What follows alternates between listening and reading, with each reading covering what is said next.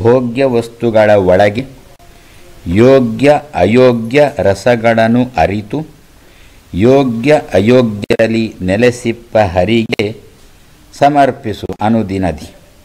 ಭಾಗ್ಯ ಬಡತನ ಬರಲು ಹಿಗ್ಗದೆ ಕುಗ್ಗಿ ಸೊರಗದೆ ಸದ್ಭಕುತಿ ವೈರಾಗ್ಯಗಳ ನೀ ಮಾಡು ನಿರ್ಭಾಗ್ಯರನ್ನು ಅನುಸರಿಸದಲೇ.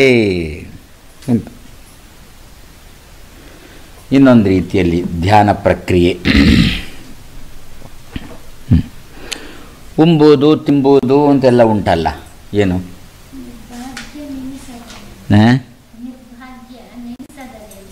ಹಾಗ ಸರಿ, ಯಾವುದಾಗ್ಬೋದು. ತಾನು ನಿರ್ಭಾಗ್ಯ ಅಂತ ಎಣಿಸಿಕೊಳ್ಳದೆ ಅಥವಾ ನಿರ್ಭಾಗ್ಯರನ್ನು ಅನುಸರಿಸದೆ ಅಂತ ಯಾವುದಾಗ್ಬೋದು. ಈಗ ಏನು ತಿಂಬುವುದು ಉಂಬುವುದು ಆ ವಿಷಯದಲ್ಲಿ ಹಿಂದೆ ವಾಸುದೇವನು ಒಳ ಹೊರಗೆ ಆಭಾಸಕನು ಅಂತ, ಅದು ಕೂಡ ನಾವು ತಿಂಬುಂಬುದರಲ್ಲಿ ಅದನ್ನು ಸ್ವಲ್ಪ ಸೇರಿಸಿಕೊಂಡಿದ್ದೇವೆ. ನನಗೆಷ್ಟು ಜೀರ್ಣಕ್ಕೆ ಬರುತ್ತೆ, ಎಷ್ಟು ಹಾಕಿಸ್ಕೊಳ್ಬೇಕು ಅಂತ ಒಳ ಹೊರಗೆ ಆಭಾಸಕನು ಭಗವಂತ. ಅದು ಚಂದ ಉಂಟು ಅಂತ ಹೇಳಿಕೊಂಡು ಹಾಕಿಸ್ಕೊಳ್ಳೋದಲ್ಲ, ನಿನಗೆ ಹೊಟ್ಟೆಗೆ ಚಂದ ಆಗುತ್ತಾ ಅಂತ. ನಾವು ಇನ್ನೊಬ್ಬರ ಜಗಳ ಪರಿಹರಿಸಲಿಕ್ಕೆ ಹೋಗಿದ್ದೇವೆ, ನಮ್ಮ ಹೊಟ್ಟೆ ಬಾಯಿಗೇನೆ ಜಗಳ ಯಾವಾಗಲೂ ನಡೀತಾ ಉಂಟು. ಹೊಟ್ಟೆ ಹೇಳುತ್ತೆ ಜಾಗ ಇಲ್ಲ ಅಂಥೇಳಿ ಬಾಯಿ ಕೇಳೋಲ್ಲ, ಇನ್ನೂ ತಿನ್ನಬೇಕು ಅಂತ ಬಾಯಿ ಹೇಳುತ್ತೆ. ಹಾಗೆ ನಮ್ಮ ಹೊಟ್ಟೆ ಬಾಯಿಗಳಿಗೇನೆ ಜಗಳ ಪರಿಹರಿಸಲಿಕ್ಕಾಗಲಿಲ್ಲ, ನಾವು ಮೂರನೇವರ ಜಗಳ ಪರಿಹರಿಸಲಿಕ್ಕೆ ಹೋಗಿದ್ದೇವೆ ನಾವು. ಅದಕ್ಕಂತ ಹಿಂದೆ ಅಂದು ಏನು ಒಳ ಹೊರಗೆ ಆಭಾಸಕನು ವಾಸುದೇವನು ಅಂತ. ಈಗ ಅದೇ ತಿಂಬುವುದು ಉಂಬುವುದನ್ನೇ ಮುಂದುವರಿಸಿಕೊಂಡು ಬರೋಣ. ಏನು ಭೋಗ್ಯ ವಸ್ತುಗಳ ಒಳಗೆ ಯೋಗ್ಯ ಅಯೋಗ್ಯ ರಸಗಳ ಅರಿತು. ಭಗವಂತ ತಾನು ಸೃಷ್ಟಿ ಮಾಡಿದಾಗ ಎಲ್ಲ ವಸ್ತುಗಳನ್ನು ಸೃಷ್ಟಿ ಮಾಡಿದ್ದಾನೆ. ಎಲ್ಲ ವಸ್ತುಗಳನ್ನು ಸೃಷ್ಟಿ ಮಾಡಿದ್ದಾನೆ ಅಂತೇಳಿ ಒಬ್ಬನೇ ಎಲ್ಲವನ್ನೂ ಅನುಭವಿಸಬೇಕು ಅಂತ ಅರ್ಥ ಅಲ್ಲ. ನಾನಾ ರೀತಿಯ ಜೀವರುಗಳು ಇದ್ದಾರೆ, ಅವರಿಗೆ ನಾನಾ ರೀತಿಯಾದ ವಸ್ತುಗಳು ಬೇಕು. ಅದಕ್ಕೋಸ್ಕರ ಜೀವರನ್ನು ಸೃಷ್ಟಿ ಮಾಡಿದ, ವಸ್ತುಗಳನ್ನು ಸೃಷ್ಟಿ ಮಾಡಿದ. ಸರಿ, ಇನ್ನು ಉಂಬುವುದು ತಿಂಬುವುದು ಅದು ದೇವರು ಸೃಷ್ಟಿ ಮಾಡಿದ್ದದು. ನಾನು ಅದನ್ನು ಉಂಡಿಲ್ಲ ಅಂದರೆ ದೇವರಿಗೆ ಬೇಸರ ಆಗುತ್ತೆ. ಯದ್ಯಪಿಯವನಿಗೆ ಅದು ನಿಷಿದ್ಧ. ಯಾವುದು ನಿಮ್ಮ ಉಳ್ಳಾಗಡ್ಡಿ, ಟೊಮೆಟೊ, ಬಸಳೆ, ಕ್ಯಾಬೇಜು, ಕ್ಯಾರೆಟ್, ಆಮೇಲೆ ಎಮ್ಮೆ ಹಾಲು, ತಮ್ಮ ಬೆಳ್ಳುಳ್ಳಿ, ಇದನ್ನೆಲ್ಲ ವಿಶ್ವಾಮಿತ್ರ ಸೃಷ್ಟಿ ಅಂತ ಕರೀತಾರೆ. ಇದೆಲ್ಲ ಒಂದು ರೀತಿಯಲ್ಲಿ ನಿಷಿದ್ಧಗಳು. ಹಾಗೆ ಹೇಳ್ತಾರೆ, ಎಮ್ಮೆ ಹಾಲು ಮಂದ ಬುದ್ಧಿ ಇದ್ದರೆ ಏನು ಎಮ್ಮೆ ಹಾಲು ಕುಡ್ದವನಂತೆ ಮಾಡ್ತಾ ಇದ್ದೆ ಅಂತ. ಹೌದು, ಎಮ್ಮೆಗೂ ಎಷ್ಟು ಬಡಿದ್ರೂ ಕೂಡ ಎಲ್ಲೋ ಹೊಡಿತಿದ್ದಾರೆ ಕಾಣುತ್ತೆ ಅಂತಾರೆ. ಅದೇ ಅದಕ್ಕೆ ಬೈತಿದ್ದಾರೆ, ಅದು ಎಮ್ಮೆಣಿಸಿ ಯಾರಿಗೋ ಹೊಡಿತಾ ಇದ್ದಾರೆ ಅದೇ ರೀತಿಯಲ್ಲಿ ಮಗನನ್ನು ಎದ್ದು ಅಪ್ಪ ಉಪದೇಶ ಮಾಡ್ತಾ ಇದ್ದಾನೆ, ಮಗ ಯಾರಿಗೋ ಅಪ್ಪ ಉಪದೇಶ ಮಾಡ್ತಾ ಇದ್ದಾರೆ ಕಾಣುತ್ತೆ. ಮಗ ಅದಕ್ಕೆ ಎಮ್ಮೆ ಹಾಲು ಕುಡಿದವರು ಅಂತ ಹೇಳೋದೊಂದು ಮಾತು ಉಂಟು. ಆದರೆ ಒಂದು ಮತ್ತೊಂದುಂಟು, ಎಂಥದ್ದು, ಆಕಳ ಹಾಲು ಉತ್ತಮ, ಎಮ್ಮೆ ಮಜ್ಜಿಗೆ ಉತ್ತಮ ಅಂತ. ಮಜ್ಜಿಗೆನ ಮೊಸರ ಸ್ವಲ್ಪ ದಪ್ಪ ಗಿಪ್ಪ ಅಂತ ಹೇಳಿ ಉತ್ತಮ ಅಂತ ಹಾಗೆ ಒಂದೇನೋ ಮಾತುಂಟು. ಅಂತೂ ಸೃಷ್ಟಿ ಮಾಡಿದ್ದೆಲ್ಲವನ್ನು ಭಗವಂತನೇ. ನಮ್ಮನ್ನು ಸೃಷ್ಟಿ ಮಾಡಿದ್ದು ಭಗವಂತ. ಅದನ್ನು ಯಾಕೆ ಸೃಷ್ಟಿ ಮಾಡಿದ್ದು? ನಾವು ಉಣ್ಬೇಕು ತಿನ್ನಬೇಕು ಅಂತಲ್ವ, ನಾವು ಸ್ವಲ್ಪ ನೆಮ್ಮದಿಯಲ್ಲಿರಬೇಕು ಉದ್ದೇಶದಿಂದ ನಾನು ದೇವರು ಸೃಷ್ಟಿ ಮಾಡಿದ್ದು. ಅದೇ ತಗೊಳ್ಳೋಣ. ಅದು ನಿಷಿದ್ಧನ ಅನಿಷಿದ್ಧನೋ ಅಂತ ನೋಡುವುದು ಬೇಡ, ತಗೊಳ್ಳೋಣ ಅಂದರೆ ಅದಕ್ಕೆ ಜಗನ್ನಾಥ ದಾಸರಂತ ಇದ್ದಾರೆ. ಅದು ಭೋಗ್ಯ ವಸ್ತು ಹೌದು, ಯಾರಿಗೆ ಅಂತ ನೋಡಬೇಕಷ್ಟೇ.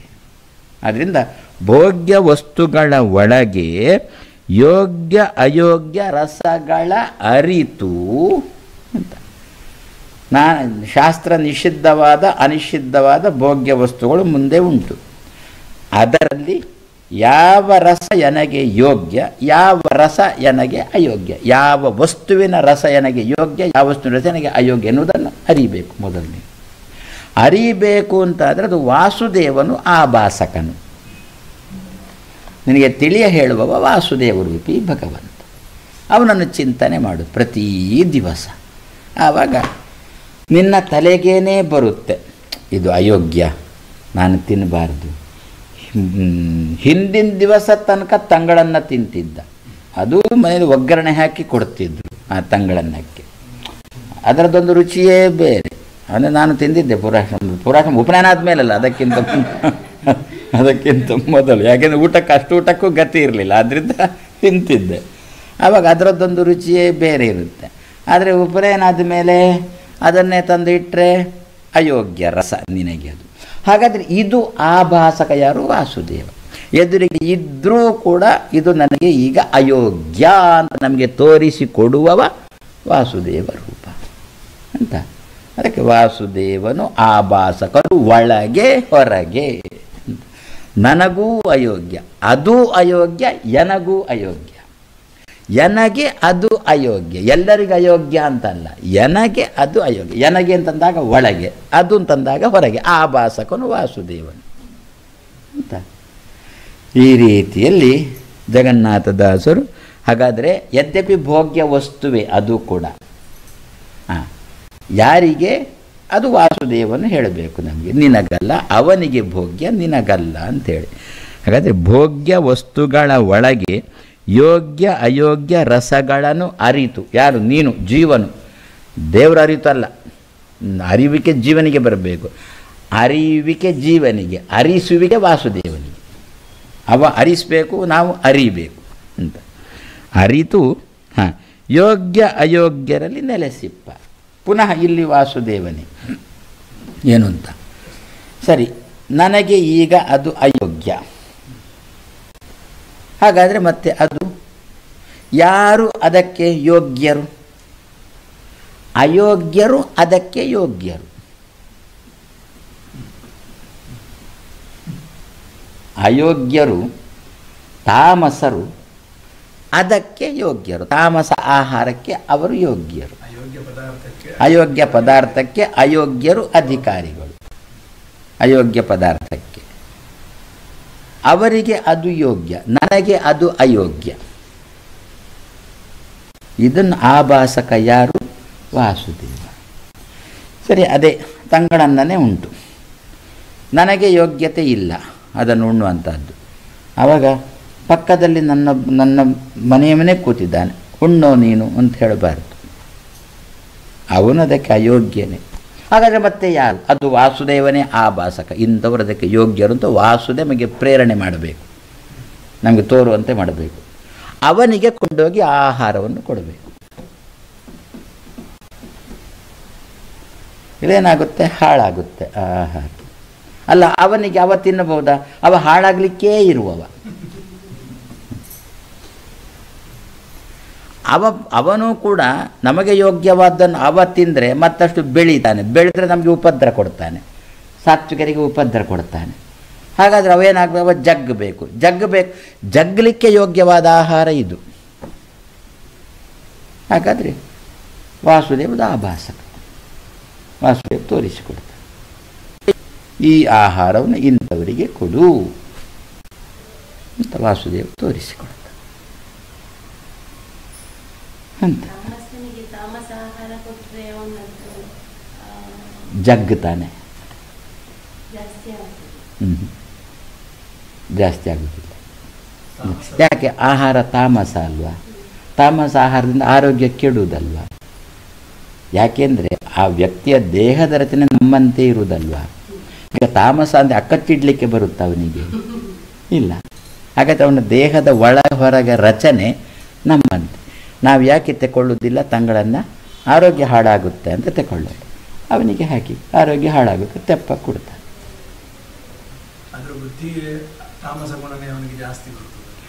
ತಾಮಸ ಬೌದ್ಧಿಕವಾಗಿ ತಾಮಸ ಜಾಸ್ತಿ ಬಂದರೂ ಕೂಡ ಕೆಲಸ ಮಾಡಲಿಕ್ಕೆ ದೇಹ ಕೇಳಬೇಕಲ್ಲ. ದೇಹದ ಆರೋಗ್ಯ ಕೆಟ್ಟಿದೆ ಅಲ್ವ? ಯಾಕೆ? ಇದನ್ನು ತಿಂದದ್ದರಿಂದ ದೇಹದ ಆರೋಗ್ಯ ಹಾಳಾಯ್ತಲ್ಲ, ತಂಗಳನ್ನು ತಿಂದದ್ದರಿಂದ. ಬುದ್ಧಿಯನ್ನು ತಾಮಸ ಬೆಳೆಯಿತು, ಹೌದು. ಅದರ ಸೂಕ್ಷ್ಮ ಭಾಗ ಬುದ್ಧಿಗೆ ಹೋಯಿತು, ತಾಮಸ ಬುದ್ಧಿ ಬೆಳೆಯಿತು. ದೇಹ ಅದು ಮಧ್ಯಮ ಭಾಗ ದೇಹಕ್ಕೆ ಬಂತು, ರಕ್ತಕ್ಕೆ ಬಂತು. ಅದು ಹಳತ್ತಾದ ಆಹಾರ ರೋಗ ತರಲಿಕ್ಕಿದ್ದಂಥ ಆಹಾರ.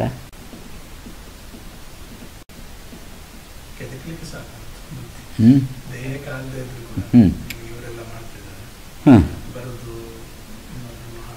ಹ್ಞೂ ಹ್ಞೂ ಆ ರೀತಿ ಹೌದು.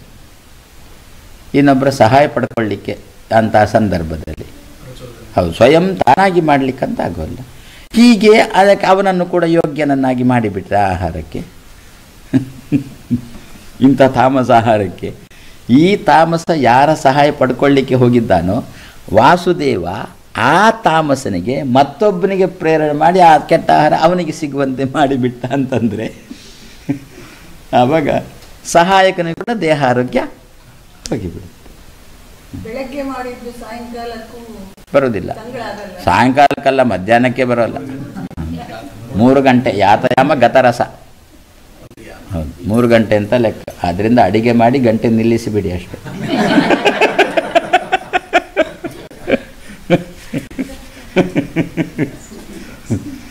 ಅನಿವಾರ್ಯ ಅದೆಲ್ಲ. ಹಾಗೆ ನಾವೆಲ್ಲ ಎಂಥದ್ದು ಆವಾಗೆಲ್ಲ ಬೆಳಿಗ್ಗೆ ಅಡಿಗೆ ಮಾಡಿಟ್ಟರೆ ಸಾಯಂಕಾಲ ತನಕ ಅದೇ, ಅದು ಬಿಟ್ಟರೆ ಬೇರೆ ಇಲ್ಲ. ಅದು ಏನು ಅಂತಂದರೆ ಅನಿವಾರ್ಯ. ಅದು ಹೇಗೆ ಅಂತಂದು ಬಿಟ್ಟರೆ ಚಂಡಾಲನ ಕೈಯಿಂದ ನೀರು ತಗೊಂಡು ಕುಡಿದಂತೆ ಬ್ರಾಹ್ಮಣ, ಪ್ರಾಣ ಹೋಗಬಾರ್ದು ಅಂತ. ಅದಕ್ಕೆ ಧರ್ಮ ಸೂಕ್ಷ್ಮ ಅಂತ ಅನ್ನೋದು ಅಂತ. ಹೌದು, ಪ್ರಯಾಣೇ ಶೂದ್ರವದ ಆಚರಣೆಯತ್ತೆ ಅಂತ ಅಲ್ಲಿ ಒಂದುಂಟು. ಹೌದು ಹೌದು, ಅದೆಲ್ಲವೂ ಕೂಡ ಅಷ್ಟೇ, ಎಲ್ಲವೂ ಕೂಡ ಅಷ್ಟೇ. ಅನಿವಾರ್ಯ ಸಂದರ್ಭದಲ್ಲೇ ಪ್ರಾಣ ಹೋಗ್ತದೆ ಎನ್ನುವ ಪ್ರಸಂಗದಲ್ಲೇ ಅನಿವಾರ್ಯ ಶಬ್ದಕ್ಕೆ ಹಾಗೆ ಅರ್ಥ. ಅದು ಪ್ರಯಾಣ ಆಗಿರಲಿ, ಮನೆಯಲ್ಲೇ ಕೂತಲ್ಲೇ ಇರಲಿ, ಬೇಕಿದ್ದರೆ ಅನಿವಾರ್ಯ ಅನ್ನೋ ಪ್ರಾಣ ಹೋಗುವ ಪ್ರಸಂಗ ಬಂತು, ಚಂಡಾಲಲ್ಲಿ ಹೋಗ್ತಿದ್ದಾನೆ, ನೀರು ತಗೊಳ್ಳೋದು ಕುಡಿಯೋದು. ಮನೆಯಲ್ಲಿ ಮಾಡಿಕೊಂಡು ಹೋಗಿದ್ದು ತಗೋದಲ್ಲ ಪ್ರಯಾಣದಲ್ಲಿ. ಓ ತೊಂದರೆ ಇಲ್ಲ, ಮುಸ್ರೆ ಅಲ್ಲದ್ದು ಅಂತ. ಹಾಲು ಹಾಕೊಂಡು ಚಪಾತಿ ಇಂಥದ್ದೆಲ್ಲ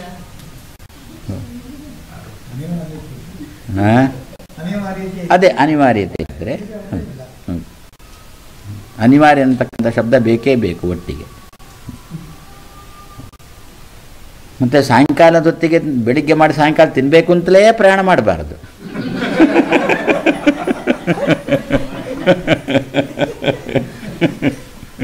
ಅದು ಮನೆಯಲ್ಲೇ ಕೂತ್ರೆ ತಿನ್ನಲಿಕ್ಕೆ ಆಗೋಲ್ಲ, ಅದಕ್ಕೋಸ್ಕರ ಪ್ರಯಾಣ ಹೊರಟಿದ್ದೇನೆ ಅಂತ ಅದು ಕೊಡೋದು. ಭೋಗ್ಯ ವಸ್ತುಗಳ ಒಳಗೆ ಯೋಗ್ಯ ಅಯೋಗ್ಯ ರಸಗಳನ್ನು ಅರಿತು ಪುನಃ ಯೋಗ್ಯ ಅಯೋಗ್ಯರಲ್ಲಿ ನೆಲೆಸಿಪ್ಪ ಹರಿಗೆ ಸಮರ್ಪಿಸೂತ ಅನುದಿನದಿ. ಇದು ಯೋಗ್ಯವೋ ಎನಗೆ, ಸರಿ, ಒಳಗಿರತಕ್ಕಂಥ ಭಗವಂತ ಚಿಂತನೆ ಮಾಡೋದು, ಅರ್ಪಣೆ ಮಾಡೋದು. ನನಗೆ ಅಯೋಗ್ಯವಾದ ರಸನ ಅಲ್ಲಿ ಉಂಟಾ, ಸರಿ, ಅದನ್ನು ಅಯೋಗ್ಯ ವ್ಯಕ್ತಿಗಳು ಯಾರಿದ್ದಾರೆ ಅವರಲ್ಲಿ ಭಗವಂತನ ಚಿಂತನೆ ಮಾಡಿ ಅಲ್ಲಿಗೆ ಅರ್ಪಿಸು. ಅಲ್ಲಿ ಕೂಡ ಅರ್ಪಿಸುವುದು ಭಗವಂತನಿಗೇನು, ಅಯೋಗ್ಯರಿರತಕ್ಕಂಥ ಭಗವಂತನಿಗೇನು ಅರ್ಪಿಸು. ಯೋಗ್ಯ ಅಯೋಗ್ಯರಲ್ಲಿ ನೆಲೆಸಿಪ್ಪ ಹರಿಗೆ. ಅಯೋಗ್ಯ ಪದಾರ್ಥ ಅಂತ ಜ್ಞಾನ ಬಂದ ಮೇಲೆ, ಅರಿವು ಬಂದ ಮೇಲೆ ಭಗವಂತನಿಗೆ ಅಯೋಗ್ಯವಾದನ್ನು ಸಮರ್ಪಣೆ ಮಾಡುವುದು ಅಂತ ಅಂತರ್ಗತವಾಗಿ. ಸರಿ, ನಮ್ಗೆ ಗೊತ್ತಿಲ್ಲದಿದ್ದರೆ ಗುಣದೋಷಗಳನ್ನೆಲ್ಲ ಬೆಳಗ್ಗಿಂದ ರಾತ್ರಿವರೆಗೆ ಮಾಡಿದ್ದು ಎಲ್ಲವನ್ನೂ ಕೂಡ ಮಾಡಿ. ಇದು ಅಯೋಗ್ಯ ಅಂತ ಅರಿವಿದೆ. ಏನು ಭಗವಂತನಿಗೆ ಅರ್ಪಿಸುವುದು ಅಂತಂದರೆ ತಿನ್ನು ಅಂತ ಹೇಳುವುದಲ್ಲ. ಮತ್ತು ಅವನೊಳಗೆ ಅರ್ಪಣೆ ಅಂದರೆ ಏನರ್ಥ? ನೈವೇದ್ಯ ಸಮರ್ಪಣೆ ಅಂದರೆ ಅವನಿಗೆ ತೋರಿಸುವುದು ಅಲ್ಲ, ಭಗವಂತನ ಐಕ್ಯ ಚಿಂತನೆ. ವಸ್ತುಗಳ ಒಳಗೆ, ಆ ವ್ಯಕ್ತಿಯ ಒಳಗೆ, ನಮ್ಮ ಒಳಗೆ ಇರತಕ್ಕಂಥ ಭಗವದ್ರೂಪಗಳ ಐಕ್ಯ ಚಿಂತನೆ ಸಮರ್ಪಣೆ ಅಂತಂದರೆ. ಅದೇ ರೀತಿಯಲ್ಲಿ ಅವನೊಳಗೆ ಭಗವಂತ ಇದ್ದಾನೆ, ಇದರೊಳಗೂ ಭಗವಂತ ಇದ್ದಾನೆ, ನಾನಲ್ಲಿ ಭಗವಂತ ಇದ್ದಾನೆ ಅಂತ ಐಕ್ಯ ಚಿಂತನೆ ಮಾಡು ಅಷ್ಟೇ, ಅವನಿಗೆ ಅರ್ಪಿಸುವುದು ಅಂತಂತ ಅಯೋಗ್ಯನೇ. ಅಲ್ಲಿ ಏನು ಹೇಳಿದ್ದಾರೆ? ನೆಲೆಸಿಪ್ಪ ಹರಿಗೆ ಸಮರ್ಪಿಸು ಅಂತಂದರೆ ಐಕ್ಯ ಚಿಂತನೆ ಮಾಡು ಅಂತ ಅರ್ಥ. ಹೌದು. ಈಗ ಅಲ್ಲಿ ಒಂದು ಅಯೋಗ್ಯ ವಸ್ತು ಉಂಟು, ನನಗೆ ತಿನ್ನಲಿಕ್ಕಾಗೋಲ್ಲ, ಏನು ಮಾಡೋದು ಈಗಪ್ಪ ಇದು ಅಂತಂದುಬಿಟ್ರೆ, ಅಯೋಗ್ಯ ವ್ಯಕ್ತಿ ಅಂತ ಯಾರಿದ್ದಾನೆ ಅವನಿಗೆ ಇದನ್ನು ಕೊಡೋದು ಅಂತ. ಆವಾಗ ಅಯೋಗ್ಯ ವ್ಯಕ್ತಿಯ ಒಳಗೆ ಹರಿಯನ್ನು, ಅದರೊಳಗಿರುವ ಹರಿಯನ್ನು ನಮ್ಮಲ್ಲಿರುವ ಹರಿಯನ್ನು ಒಂದು ಅಂತ ಚಿಂತನೆ ಮಾಡಿ. ಯಾರಿಗೆ ಕೊಡಬೇಕು ಅಂತ ಸಂಕಲ್ಪ ಮಾಡಿದ್ಯೋ ಅಯೋಗ್ಯ ವಸ್ತುವನ್ನು, ಯಾವ ಅಯೋಗ್ಯನಿಗೆ ಕೊಡಬೇಕು ಅಂತ ಸಂಕಲ್ಪ ಮಾಡಿದ್ಯೋ ಅವನಲ್ಲಿರುವ ದೇವರನ್ನು, ಇದರಲ್ಲಿರುವ ದೇವರು ನಮ್ಮ ದೇವರಿಗೆ ಐಕ್ಯ ಚಿಂತನೆ ಮಾಡು. ಇದೆ ಸಮರ್ಪಣೆ ಅಷ್ಟೇ. ಹೌದು, ಐಕ್ಯ ಚಿಂತನೆ. ಹೌದು, ನೈವೇದ್ಯ ಅಷ್ಟೇ. ಹೊರತು ದೇವರಿಗೆ ತಿನ್ನಿಸುವುದು ಅಂತ ಅರ್ಥ ಅಲ್ಲ. ಅದು ಅವನೇ ಯಹ ಸಾರಭಾಗಂ ಯಹ ಅನುಭವತಿ, ಅವನೇ, ನಾವು ಕೊಡುವುದಲ್ಲ, ಅವನೇ ಅನುಭವಿಸುವುದು. ಅವನೇ ಪ್ರಯಚ್ಛತಿ ಶಿಷ್ಟಂ, ನಾವು ಅವನಿಗೆ ಪ್ರಯಚ್ಛತೆ ಅಲ್ಲ, ಸಹ ಪ್ರಯಚ್ಛತಿ ಅಸ್ಮಾಕಂ. ಸ್ವಯಮೇವ ಸಾರಭಾಗಂ ಅನುಭವತಿ, ಅಸ್ಮಾಕಂ ಪ್ರಯಚ್ಛತಿ, ನಮಗೆ ಕೊಡ್ತಾನೆ. ನಮ್ಮ ತಲೆಯಲ್ಲಿ ಏನು ಅಂತಂದರೆ ನಾವು ಅವನಿಗೆ ಕೊಟ್ಟು ನಾವು ತಿಂತೇವೆ ಅಂತ, ಆದರೆ ಮಂತ್ರದಲ್ಲಿ ಹಾಗಿರುವುದಲ್ಲ. ಸ್ವಯಂ ಅನುಭವತಿ ಅಸ್ಮಾಕಂ ಪ್ರಯಚ್ಛತಿ ಅಂತ.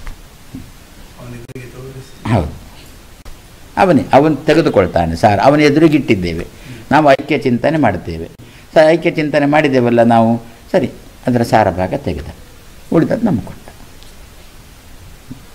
ಕೊಂಡೋಗಿ ಫಲ ಕಾಣಿಕೆ ಕೊಂಡೋಗಿ ಸ್ವಾಮಿಗಳ ಮುಂದೆ ಇಡ್ತೇವೆ. ಸ್ವಾಮಿಗಳದ್ರಲ್ಲಿ ಕೊಕ್ಕೋಗಿಕ್ಕಿದ್ರೆ ತಾನು ತೆಗೆದು ಇಟ್ಟರು, ಮತ್ತು ಮುಸುಂಬಿ ಗಿಸುಂಬಿದ್ರೆ ಅವನಿಗೆ ಕೊಟ್ಟುಬಿಟ್ರು. ಹಾಗೆ ನಾವು ಹೇಳೋದು ಅಷ್ಟೇ, ಎಂಥದ್ದು ಸ್ವಾಮಿ ತಗೊಳ್ಳಿ ಅಂತಲ್ಲ, ಸ್ವಾಮಿಗಳ ಮುಂದೆ ಇಡೋದು. ನಾವು ಸ್ವಾಮಿಗಳ ತೆಗೆದು ಇಟ್ಟುಕೊಳ್ತಾನೆ, ಸಾರಭಾಗ ಇಟ್ಟುಕೊಳ್ತಾನೆ. ಅದರಲ್ಲಿ ಜಗಳ ಮಾಡಿ ಮಾಡಿ ಕಮ್ಮಿ ಕ್ರಯಕ್ಕೆ ತಂದದ್ದು ಅದೆಲ್ಲ ಅಂಗಡಿಯಿಂದ. ಅವನು ಅಷ್ಟೇ ಮೇಲಿನ ಭಾಗ ಕೊಳ್ತಿತ್ತು, ಕೌಚಿಟ್ಟಿದ್ದ. ಇವದನ್ನು ನೋಡಿದ, ಇದಾಗ್ಬೋದು ಅಂತ ಹಿಡ್ಕೊಂಡು ಎಲ್ಲಿಗೆ ಅಂದ್ರೆ ಸ್ವಾಮಿಗಳಿಗೆ ಕೊಡಲಿಕ್ಕೆ. ಸ್ವಾಮಿಗಳ ಅವರು ರಂಗೋಲಿ ಅಡಿನೂ ಸುಡುವರು ಸ್ವಾಮಿಗಳು. ಅವ್ರೇನು ಮಾಡಿದ್ರು ನೋಡಿದರು, ಒಳ್ಳೆದನ್ನು ತೆಗೆದಿಟ್ರು, ಕುಳ್ತದ್ದು. ನನ್ನ ಗುರುಗಳವರು ಮಾಡಿದರು, ಎಲ್ಲೋ ನನ್ನೊಟ್ಟಿಗೆ ಈ ಸಂಚಾರಕ್ಕೆ ಬಂದಿದ್ದರು, ಎಲ್ಲೋ ಅನಂತಪುರಕ್ಕೋ ಎಲ್ಲಿಗೋ. ಅಲ್ಲಿ ಏನಂತಂದರೆ ಒಬ್ಬ ಎಲ್ಲಿಯೂ ಹೋಗದ ₹2 ನೋಟು, ಸ್ವಾಮಿಗಳು ಅದನ್ನೆಲ್ಲ ನೋಡಿ ಅಭ್ಯಾಸನೇ ಇಲ್ಲ. ನನಗಾದ್ರೆ ಅಭ್ಯಾಸ ಉಂಟು, ನಮಗೆಲ್ಲ ಅಭ್ಯಾಸ ಉಂಟು, ಅವರಿಗೆ ಅಭ್ಯಾಸ. ಆ ನೋಟ್ ಬ್ಯಾಂಕಿನವರು ತಗೊಳ್ಳೋದಿಲ್ಲ ಅಂತ ನೋಟು ಸ್ವಾಮಿಗಳು. ಹಾಗೆ ಸ್ವಾಮಿಗಳು ಏನು ಮಾಡಿದರು, ಅದನ್ನೇ ಅವನಿಗೆ ದಕ್ಷಿಣೆ ಅಂತ ಕೊಟ್ಟುಬಿಟ್ರು. ಸ್ವಾಮಿ ನಿಮಗೆ ಕಾಣಿಕೆ ಹಾಕಿದ್ದು ಅಂದ, ನಿನಗೆ ದಕ್ಷಿಣೆ ಕೊಟ್ಟದ್ದು ಹೋಗಿಬಿಟ್ಟ.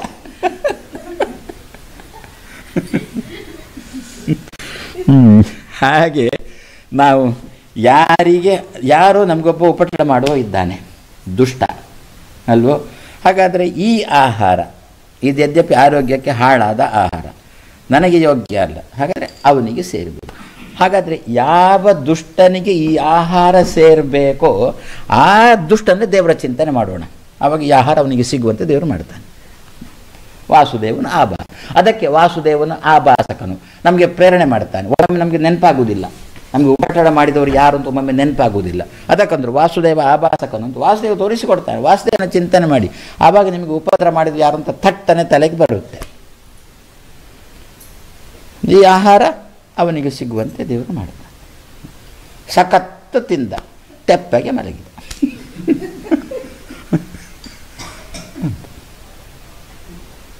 ಜಗನ್ನಾಥದಾಸರ ಹರಿಕಥಾಮೃತ ಸಾರ ಅಂದರೆ ನಿತ್ಯ ಜೀವನದಲ್ಲಿ ಉಪಯೋಗಕ್ಕೆ ಬರತಕ್ಕದ್ದು ಅಂತಂದರು. ಯಾವಾಗ ಆರಾಧನೆ ಅಲ್ಲ, ಅದು ವಿಜಯದಾಸರದ್ದ. ಜಗನ್ನಾಥದಾಸರದ ಅಷ್ಟಮಿ ಆಯಿತಾ, ಅದು ಚಾತುರ್ಮಾಸ್ಯದ ಹೌದು. ಈಗ ಇದು ಕಾರ್ತಿಕ ಮಾಸದ್ದು ವಿಜಯದಾಸರದ್ದು, ಇದರ ಭಾದ್ರಪದ ಇವರದ್ದು ಜಗನ್ನಾಥದಾಸರದ್ದು ಭಾದ್ರಪದ.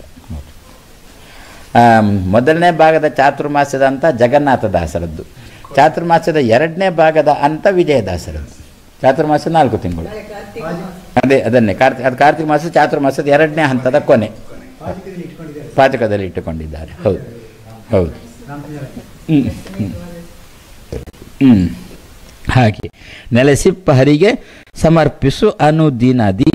ವಾಸುದೇವನಿಗೆ ಪಕ್ಕ ನೆನಪಿಗೆ ಬರಲಿಲ್ಲಲ್ಲ, ವಾಸುದೇವನ ಚಿಂತನೆ ಮಾಡು, ಸಹ ಆಭಾಸ ಇದೆ, ತೋರಿಸಿಕೊಡ್ತಾನೆ. ಇಂತಹ ದುಷ್ಟ ನಿನಗೆ ಉಪದ್ರ ಮಾಡಿದವರು ತೋರಿಸಿಕೊಡ್ತಾನೆ.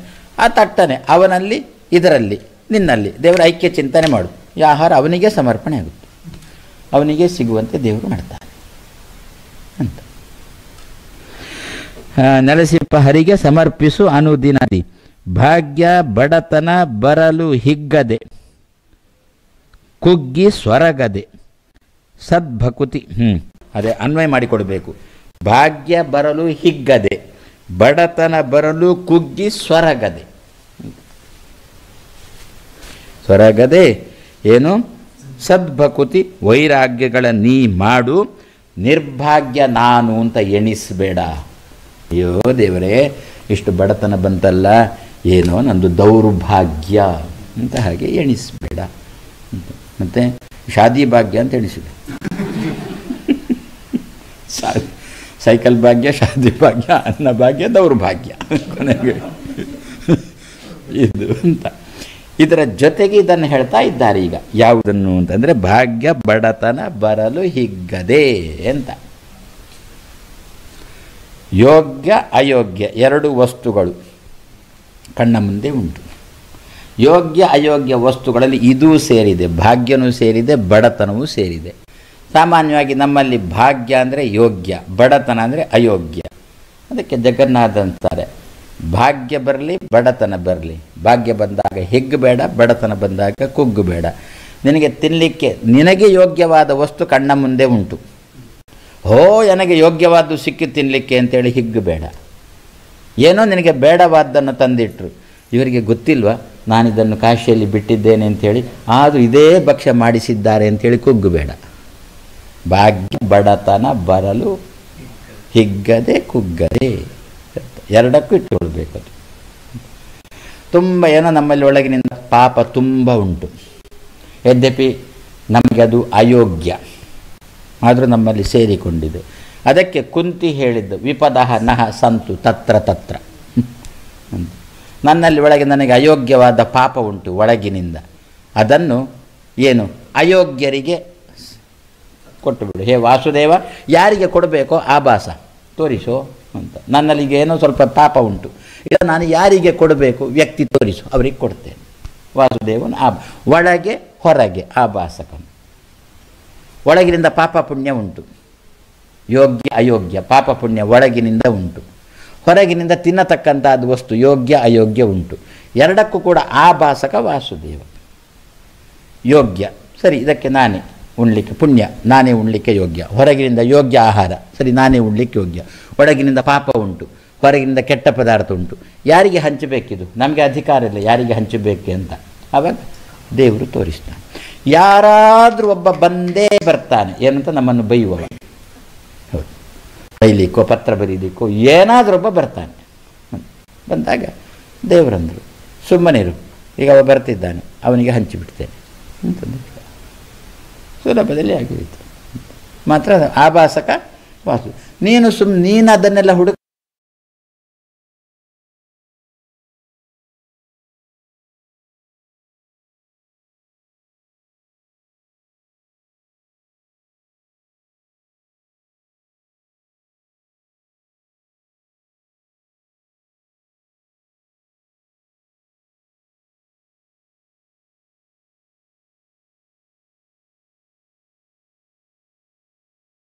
ಹೋಗಬೇಡ. ಯಾರಿಗೆ ಹಂಚುವುದು ಹುಡುಕೊಂಡು ಹೋಗಬೇಡ. ವಾಸುದೇವನ ಹತ್ರ ಹೇಳು, ಅವ ಆಭಾಸ ಐತೆ, ಅವ ತೋರಿಸಿಕೊಡ್ತಾನೆ ಯಾರಿಗೆ ಹಂಚಬೇಕು ಅಂತ ತೋರಿಸಿಕೊಡ್ತಾನೆ ಅಂತ. ಆದ್ದರಿಂದ ಭಾಗ್ಯ ಬಡತನ ಎನ್ನುವುದು ಯೋಗ್ಯ ಅಯೋಗ್ಯ. ಉಂಬುದು ತಿಂಬುದಾಗ್ಬೋದು, ಒಳಗಿರತಕ್ಕಂಥ ಪಾಪ ಪುಣ್ಯಗಳಾಗ್ಬೋದು. ಪಾಪ ಉಂಟು ಬಡತನ, ಪುಣ್ಯ ಉಂಟು ಭಾಗ್ಯ. ಭಾಗ್ಯ ಬಡತನ ಬರಲು ಹಿಗ್ಗದೆ ಕುಗ್ಗಿ ಸೊರಗದೆ. ಅಯ್ಯೋ ಪಾಪಿಯೇ, ನಾನು ಏನು ಜನ್ಮಾಂತರದಲ್ಲಿ ಕೆಟ್ಟದ್ದು ಮಾಡಿದ್ದೇನಪ್ಪ ಅಂತ ಬೊಬ್ಬೆ ಹಾಕಬೇಡ ಅಂತ. ಹೌದು, ನಮ್ಮದೇ ಪ್ರಾರಬ್ಧ, ಹೌದು ಜನ್ಮಾಂತರದ್ದು ಇರ್ಬೋದು, ನಮ್ಮದೇ ಪ್ರಾರಬ್ಧ. ಹಾಗೆ ಬೊಬ್ಬೆ ಹಾಕಿದ್ರಿಂದ ಹೋಯ್ತಾ ಅಂತ ಹೇಳಿ ಬೊಬ್ಬೆ ಹಾಕಬೇಡ. ಹಂಚುತ್ತಾನಲ್ಲ, ಹಂಚುವ ಇದ್ದಾನಲ್ಲ, ಕೊಟ್ಟವಿರುವಾಗ ಹಂಚುವ ಬರುವುದಿಲ್ವಾ ಅಂತ. ಆದ್ದರಿಂದ ತುಕುಗ್ಗಿ ಸೊರಗದೆ. ಇದು ನೋಡಿ, ಭಾಗ್ಯಕ್ಕೆ ಬರುವಾಗ ಹಿಗ್ಗದೆ ಅಂತ ಒಂದೇ ಶಬ್ದ, ಬಡತನ ಬರಲು ಕುಗ್ಗಿ ಸೊರಗದೆ ಅಂತ ಎರಡೆರಡು ಶಬ್ದ. ಹೌದು, ನಾವು ಭಾಗ್ಯ ಬಂದಾಗ ತೆಪ್ಪಗಿರ್ತೇವೆ, ಬಡತನ ಬಂದಾಗ ಹೋ ಅಂತೇವೆ ನಾವು. ಒಂದು ಲಾಟ್ರಿ ಬಂದರೆ ಯಾರು ಮಾತಾಡೋದೇ ಇಲ್ಲ. ಮನೆಗೆ ಬೆಂಕಿ ಬಿತ್ತು ಅಂದರೆ ಗೊತ್ತಾಗುತ್ತೆ ಊರವ್ರಿಗೆ, ಇವನು ಟಾಮ್ ಪುನಃ ಮಾಡಿಕೊಂಡು ಬರ್ತಾನೆ. ಅದಕ್ಕಂದ್ರು ಕುಗ್ಗಿ ಸೊರಗದೆ. ಭಾಗ್ಯ ಬಡತನ ಬರಲು ಹಿಗ್ಗದೆ ಕುಗ್ಗಿ ಸೊರಗದೆ. ಸದ್ಭಕ್ತಿ ವೈರಾಗ್ಯಗಳ ನೀ ಮಾಡು. ಸದ್ಭಕ್ತಿ ವೈರಾಗ್ಯಗಳ ನೀ ಮಾಡು. ವೈರಾಗ್ಯ ಹಾಗುಂಟ ಸರಿ. ವೈರಾಗ್ಯಗಳಿಂದ ಕೂಡಿದ ಸದ್ಭಕ್ತಿ ಮಾಡು. ಅಯ್ಯೋ ಸುಟ್ಟೋಯ್ತು, ಯಾವಾಗ ದೇವರು ಕೊಡ್ತಾನಪ್ಪ ಅಂತ ಬೇಡ. ವೈರಾಗ್ಯಗಳಿಂದ ಕೂಡಿದ ಪ್ರೀತಿಯನ್ನು ಮಾಡು ಭಗವಂತನಲ್ಲಿ. ಸದ್ಭಕ್ತಿಗಳ ನೀ ಮಾಡು, ನಿರ್ಭಾಗ್ಯ ಅಂತ ಎಂದು ಎಣಿಸಬೇಡ. ಅಯ್ಯೋ ದೇವರೇ ಎಂಥ ದೌರ್ಭಾಗ್ಯಪ್ಪ ನನ್ನದು ಎಣಿಸಬೇಡ. ಅಥವಾ ನಿರ್ಭಾಗ್ಯರನ್ನು ಅನುಸರಿಸಲು ಬೇಡ, ಅವರ ಹಿಂದೆ ಹೋಗಬೇಡ.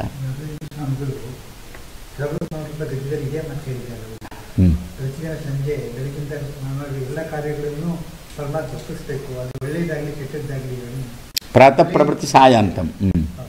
ಕೆಟ್ಟದಿದ್ರೆ ಅದನ್ನು ತಗೊಂಡು ಭಗವಂತ ರಾಕ್ಷಸರಿಗೆ ಹಂಚುತ್ತಾನೆ. ವಿಭಾಗ ಮಾಡಲಿಕ್ಕೆ ನಮಗೆ ಗೊತ್ತಿಲ್ಲ. ಯಾರಿಗೆ ಹಂಚಬೇಕು ನಮ್ಗೆ ಗೊತ್ತಿಲ್ಲ, ಆದರೆ ನಾವು ಹಂಚುತ್ತಾನೆ. ಅದಕ್ಕೆ ಅಂದರೆ ಹಿರಿಯರು ಒಳ್ಳೆಯದು ಕೆಟ್ಟದ್ದು ಎರಡೂ ಮಾಡಿದ್ದನ್ನು ದೇವರಿಗೆ ಕೊಟ್ಟು ಬಿಡು. ಏನು ಮಾಡ್ತಾನೆ ಅದನ್ನು ವೃದ್ಧಿ ಮಾಡ್ತಾನೆ. ಅಲ್ಲಿ ಫಿಕ್ಸೆಡ್ ಇಡು. ಅವೇನು ಮಾಡ್ತಾನೆ ಅದನ್ನು ವೃದ್ಧಿ ಮಾಡ್ತಾನೆ. ವೃದ್ಧಿ ಮಾಡಿ ಕೆಟ್ಟದ್ದುಂಟಲ್ಲ ಅದನ್ನು ಹಂಚಿದ 4 ಜನ ಜಾಸ್ತಿ ಜನಕ್ಕೆ ಹಂಚಲಿಕ್ಕೆ ಅನುಕೂಲ ಆಗುತ್ತೆ. ನೀನೇ ಇಟ್ಟುಕೊಂಡ್ಬಿಟ್ರೆ ಅಷ್ಟೊಂದಿಂದ SP ಇದ್ದಂತೆ ಅದು ದುಡ್ಡು.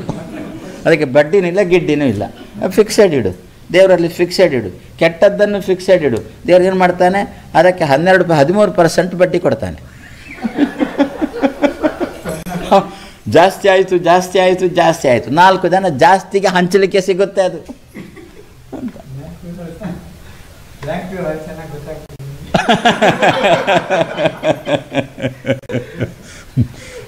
ಹಾಗೆ 2 ರೀತಿಯ ಫಿಕ್ಸೆಡ್ ಇಡಬೇಕು ಅಂತ. ಒಂದು ಊರಿನ ಉಪಕಾರಕ್ಕೆ, ಮತ್ತೊಂದು ನಮಗೆ ಸ್ವಂತಕ್ಕೆ ಅಂತ. ಈಗ ನಮ್ಮ ಮಠದಲ್ಲಿ ಎಂಥದ್ದು ದಾನಕ್ಕೆ ಅಂತ ಒಂದು ಫಿಕ್ಸೆಡ್ ಇರುತ್ತೆ ನಮ್ಮಲ್ಲಿ. ನಮ್ಮ ಸ್ವಂತ ಉಪಯೋಗಕ್ಕೆ ಅಂತ ಒಂದು ಫಿಕ್ಸೆಡ್ ಇರುತ್ತೆ. ದಾನಕ್ಕೆ ಒಂದು ಟ್ರಸ್ಟ್ ಅಂತ ಮಾಡಿಕೊಂಡಿರ್ತೇವೆ. ಅದು 10 ಜನಕ್ಕೆ ಹಂಚಲಿಕ್ಕೆ. ಅದನ್ನು ಕೂಡ ತುಂಬ ಇಂಟ್ರೆಸ್ಟ್ ಬರುವಲ್ಲೇ ಇಡ್ತೇವೆ. ಯಾಕೆ 10 ಜನ ಜಾಸ್ತಿ ಜನಕ್ಕೆ ಸಿಗುತ್ತೆ ಅಂತ. ಅದೇ ರೀತಿ ನಮ್ಮಲ್ಲಿ ಒಳ್ಳೆದ ಕೆಟ್ಟದ್ದು ಕೆಲದಕ್ಕೆ ಒಂದೇ ಬ್ಯಾಂಕ್ ದೇವರು, ಅದಿಟ್ಟುಬಿಡು. ಅದಕ್ಕೆ ದೇವರಂಥದ್ದು ಎರಡನ್ನು ಎನಗೆ ಸಮರ್ಪಿಸು. ದ್ವಂದ್ವಕ್ಕೆ ಶ್ರೀನಿವಾಸನೇ ಕರ್ತನು ಎನಿಸುವವನು ಸುಖಿಸುವನು ಅಂತ ಹೇಳಿದ ಅದಕ್ಕೋಸ್ಕರನೇ ದಾಸ. ಅದರಿಂದ ಎಂದೂ ಕೂಡ ನಾನು ನಿರ್ಭಾಗ್ಯ ಅಂತ ಎಣಿಸಬೇಡ, ನಿನ್ನ ಭಾಗ್ಯನೇ ದೊಡ್ಡದು ಅಂತ. ಸ್ವಾಮಿ ತೊಂಗಳು ಅಂದ್ರಲ್ಲ, ಉಂಡಿ ಚಕ್ಲಿ ಆಮೇಲೆ ಉಪ್ಪಿನಕಾಯಿಗಳು ಅದೆಲ್ಲ ತಂಗಳಾಗೋಲ್ಲ. ಈ ಮುಸುರೆದ್ದು ಹೌದು, ಬೇಯಿಸಿದ ಅನ್ನ ಮುಸುರೆ. ಈ ಹುರಿದದ್ದೆಲ್ಲ ಉಂಟಲ್ಲ ಅದನ್ನು ಫಲವತ್ ಗ್ರಾಹ್ಯ ಅಂತ ಒಂದು ಮಾತುಂಟು. ಹುರಿದದ್ದನ್ನೆಲ್ಲ ಫಲದಂತೆ ತಗೊಳ್ಬಹುದು ಅಂತ. ಹಾಲು, ನಿಂದು ಉಂಡೆ ಚಕ್ಕುಲಿ ಇದೆಲ್ಲ ಇಲ್ಲ. ಈ ಮುಸುರೆ ಆಗುವಂಥ ಅನ್ನದ ಮುಸುರೆ ಅಂತ ಉಂಟಲ್ಲ